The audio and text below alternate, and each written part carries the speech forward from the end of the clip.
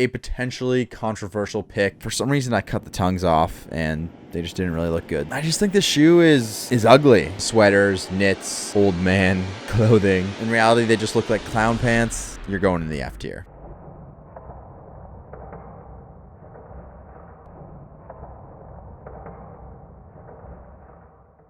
So, a lot happened in 2022. Will Smith slapped Chris Rock on national television. Russia invaded and remains at war with Ukraine. Jake Paul beat up some more old men. Kanye West went on a national anti-Semitism tour. And Lionel Messi finally cemented himself as the greatest footballer of all time. Amidst all that absurdity, a handful of new trends infiltrated the world of fashion. Some honest, decent, and pure. Others not so much. What's up, everyone? My name is Jay, and we're just trying to get fresher every day. In this video, we're going to take a look back at some of the best and worst trends of 2022, using everyone's favorite tier list. So I compiled a list of about 20 or so trends that I personally saw as either the most popular or simply the most ubiquitous in 2022. I'm sure there are trends that I missed, so if I forgot to mention your least favorite trend of 2022, be sure to let me know in the comment section down below. And with all that being said, let's get provocative. Okay, so basically, I've grouped this tier list into 3 categories. The first category is footwear, so I'll go through a number of shoes or boots. The next is just clothing or accessories, actual individual pieces. And then for the last category, I identified 4 kind of categories of clothing, aesthetic, etc. So we'll go through those 3 separate categories on their own. And there's definitely some overlap between the 3 categories, but I did my best to kind of selectively choose specific items for each one. Some of these items definitely were trending before 2022, but I'm basing this off kind of what I saw the most this year, things that were most prominent in my circles, on my socials, just in terms of the fashion that I followed. So could some of these items belong better in 2021? Sure, but let's have some fun with it. Starting off with a potentially controversial pick, we have the Birkenstock Boston. So I own a pair of Bostons. I like them. I rarely wear them out of the house. To me, they're more of an inside the house shoe. I still think they're a great shoe. I think they're practical and I think they're well made and comfortable. But for me, and I think for a lot of others, the hype has kind of died on them. So this may be controversial, but I'm going to deliver them. I'm going to put them in the C tier. The Adidas Sambas. Even before 2022, this was without a doubt one of the most timeless Adidas silhouettes of all time. I actually used to skate a pair of Sambas. I was home for the holidays. I found them in my closet. For some reason, I cut the tongues off and they just didn't really look good, so I didn't bring them back with me. The Samba is an incredible silhouette from Adidas. It's earned. Nah, Samba's A tier. I was going to put it in the B tier, but the Samba just has too much history and is too clean of a silhouette. Not quite S tier, but a solid A tier. Up next, the Salomon XT6. I personally love this shoe. To me, this is kind of the best shoe that has came out of Gorpcore. In my opinion, the all-white pair is absolutely gorgeous and probably the best colorway. When it comes to Gorpcore, they're kind of the epitome of what looks good in my opinion. Salomon XT6, solid B tier. When it comes to the ACS though, the same cannot be said. I just think the shoe is ugly. The XT6 looks like the blend of a performance hiking shoe and a sneaker, where the ACS just kind of looks like a dad shoe mixed with paracords or elastics or cinches, and they're a D tier. All right, moving into New Balance. The 2002R to me is probably the best silhouette to come out of New Balance in the last couple of years. I'm going to give it an A tier.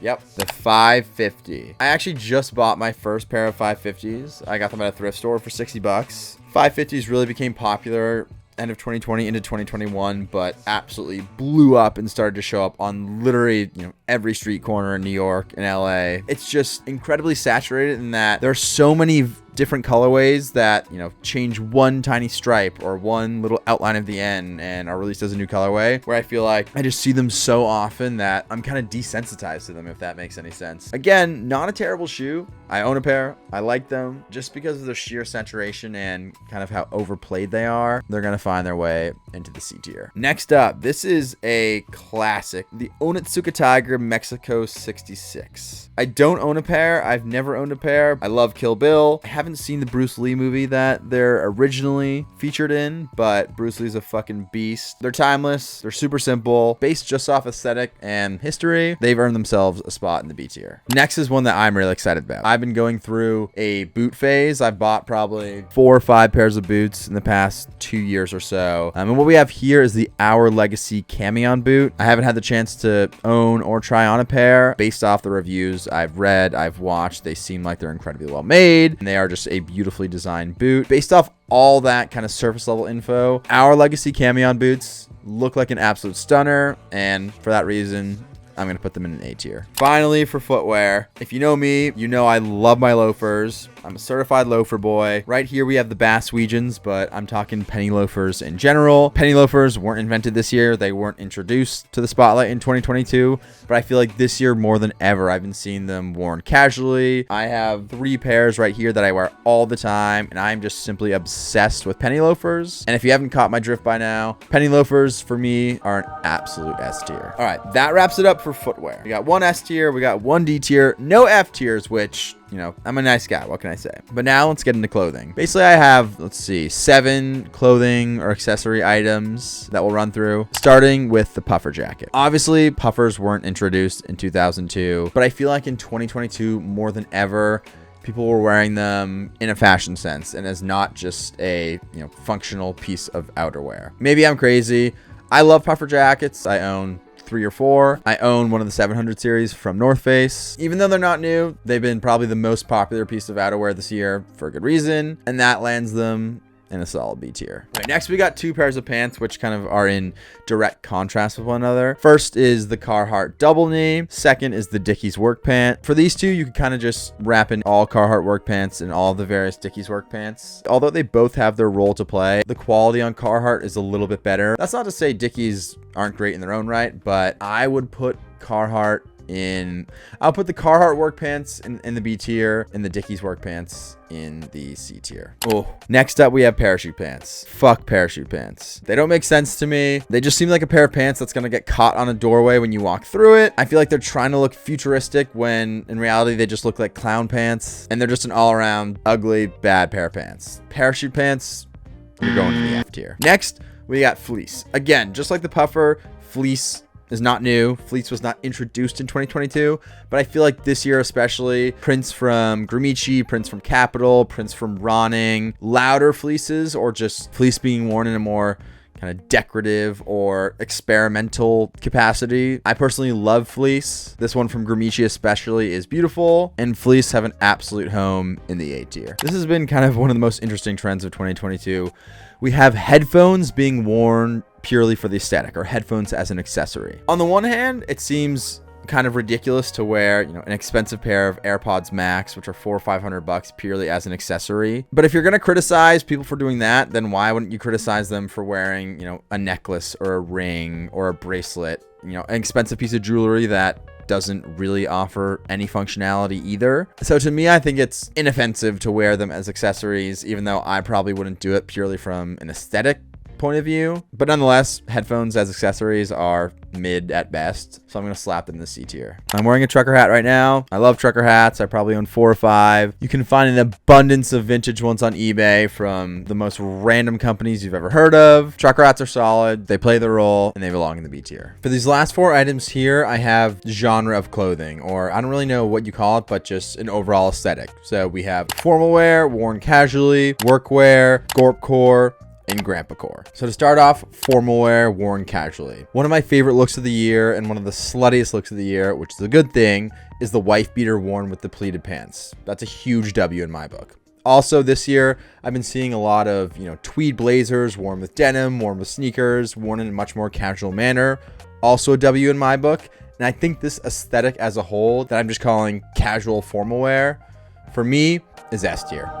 Not gonna lie, this is one of my favorite looks of the year. I incorporate this aesthetic a ton into my wardrobe, and it's just something that I think is an amazing juxtaposition of two opposite ends of the spectrum when it comes to sophistication or seriousness of a look. All right, next is workwear. Again, not just a 2022 thing, but definitely had its biggest year, dominated by Carhartt and by Dickies, but brands like Ben Davis and Stan Rays should not be overlooked. I don't wear that much workwear. I got my Carhartt work pants, I got my Dickies 874s, and that's kind of all I need. I think workwear deserves its popularity, but is a bit played out, and I just see it way too much. Workwear has a home in the B tier. Gorpcore is an interesting one for me because as someone who's a skier, a mountain biker, is somewhat of an outdoorsman, and has been wearing performance outerwear my whole life. The concept of wearing Arc'teryx, the North Face, Nike ACG on the city streets as one of the biggest trends of 2022 is kind of its own juxtaposition to me. But again, people have been wearing, performance gear in a casual capacity forever. Just think back to like 2015 when tech wear, which is basically the same thing as Gorpcore, was the biggest trend. Remember, like Nike Tech, everything ACG, tons of zippers, tons of buckles, tons of snaps. That was a huge aesthetic. And I think Gorpcore is just that reimagined through the lens mainly now of Arc'teryx. Gorpcore is a solid B. The final clothing genre on my menswear 2022 tier list is Grandpacore. Basically, the boxy cardigan, the sweater vest, or pretty much anything that represents a swaggy substitute teacher is an absolute no-brainer in my book. I love this aesthetic.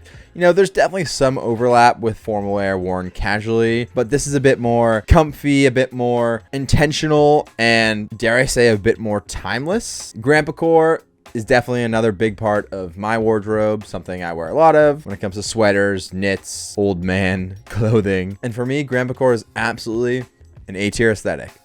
Boom. There we have it, folks. The definitive ranking of 2022's biggest fashion trends. Huge shout out to Penny Loafers and Grandpacore for making it to the S tier. Parachute Pants, you suck, I hate you, and I don't at all feel bad about putting you in the F tier. But if you disagree, let's have a chat about it. And if you hate Penny Loafers, keep your mouth shut. I had a ton of fun doing this, and I'm sure there's twice as many items on this list that I forgot to include. So leave me a comment on what trends I missed, and perhaps we can get a part 2 going. I really appreciate you tuning into my little local broadcast here. I'm very new to the content game, so a like, a comment, a sub really goes a long way. And thank you all for showing some love. Until next time, be well, be fresh, and I'll catch you in the next one. Cheers.